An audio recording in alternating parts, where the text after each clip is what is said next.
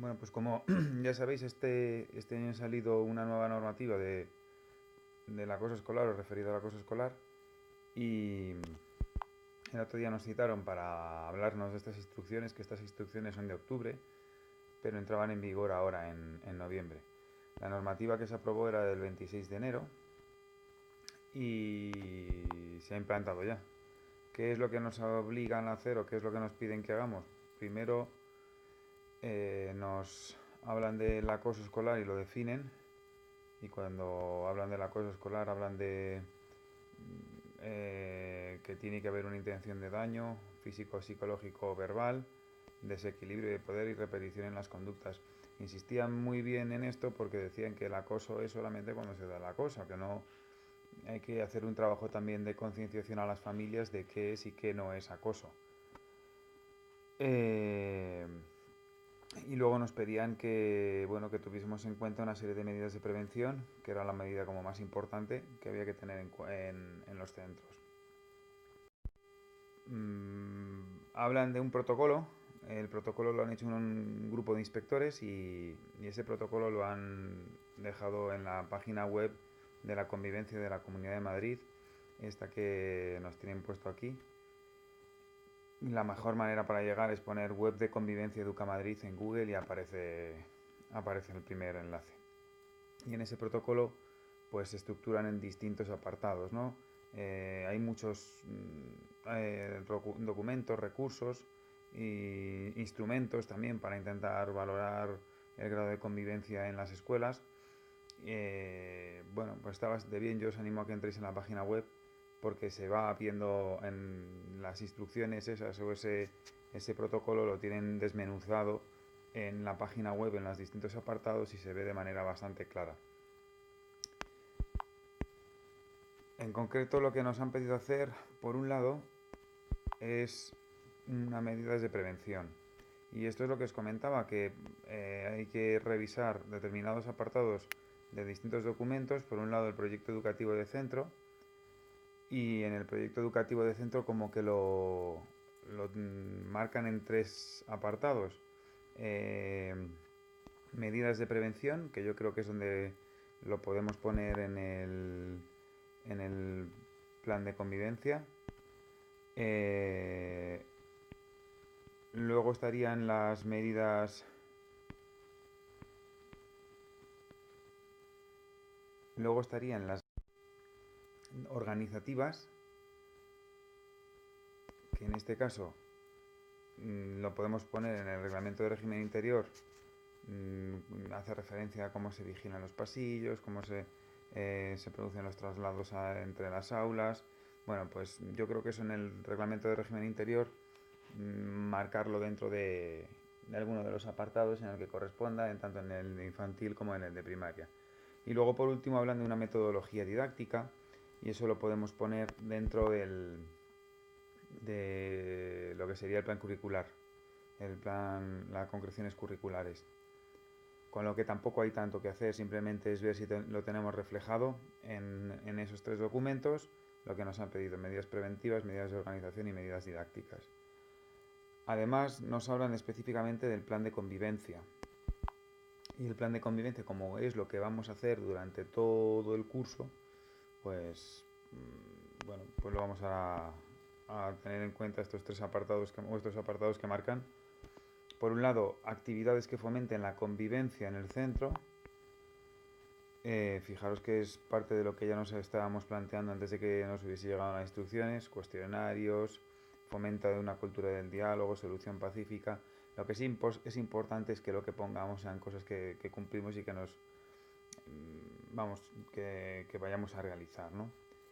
Luego, por otro lado, eh, pone que hay que tener en cuenta la resolución pacífica de conflictos en el plan de convivencia y bueno, pues si distintos instrumentos, ¿no? De motivación entre iguales, compañeros tutores, alumnos ayudantes. Yo creo que tenemos también en el centro varias figuras parecidas. Por ejemplo, el tema de la patrulla verde sería una manera de alumnos ayudantes, ¿no? En el plan de convivencia también hay que incluir la concreción y los derechos y deberes de los alumnos, normas de convivencia y conducta y medidas correctoras.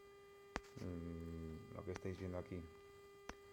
Sería un poco también parte de lo que es el reglamento de régimen interno.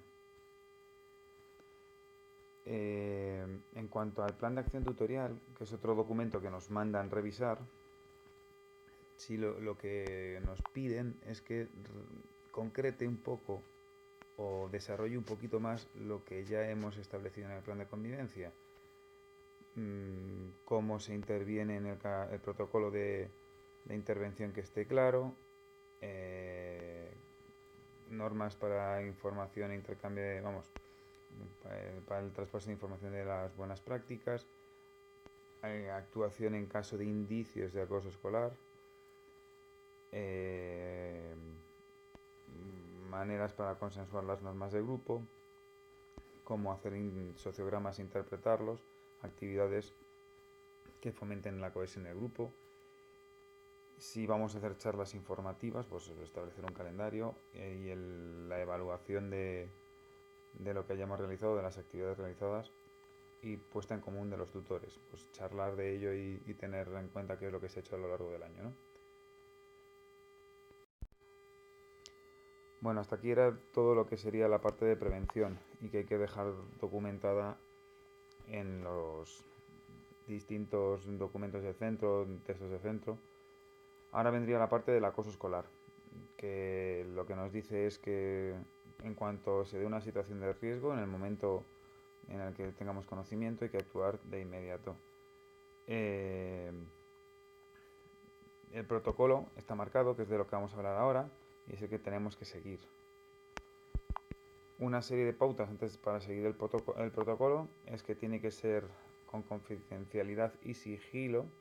Esto marcaba, hubo una pregunta sobre ello, sobre todo en secundaria, cuando tienen que hacer entrevistas con los menores y es por una situación de acoso. Los padres de la persona que puede ser el acosador tienen derecho a que se les informe de que va a ser su hijo entrevistado. Y entonces ahí, claro, la confidencialidad, el sigilo, pues es un poco más difícil de mantenerlo.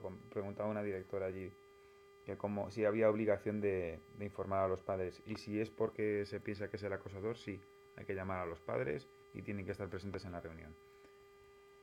Luego, que es preceptivo, que tenemos la obligación de seguir el protocolo. También que hay un equipo de apoyo del servicio de inspección específico sobre el acoso escolar y que, bueno, ante el primer sensación o indicio tenemos que actuar. El protocolo viene marcado, tiene una serie de pasos, pero solo voy a explicar los 3 primeros, que son los que más nos afectan y de los que más casos vamos a tener, que es cuando alguien nos dice que hay una probabilidad de un caso de acoso. Antes que esto, yo creo que sería muy interesante hablar con los padres varias veces para que tengan claro, porque en cuanto utilicen la palabra acoso tenemos que iniciarlo. Pero es que muchas veces son riñas entre niños, pues explicar bien y diferenciar bien lo que es el acoso de lo que es una riña entre niños para que no nos saturen a papeles. Bueno, aquí nos habla de distintos anexos en un que se va a entender más rápido. En caso de una situación de acoso o de un indicio, se rellena un anexo, el 1A. Vale.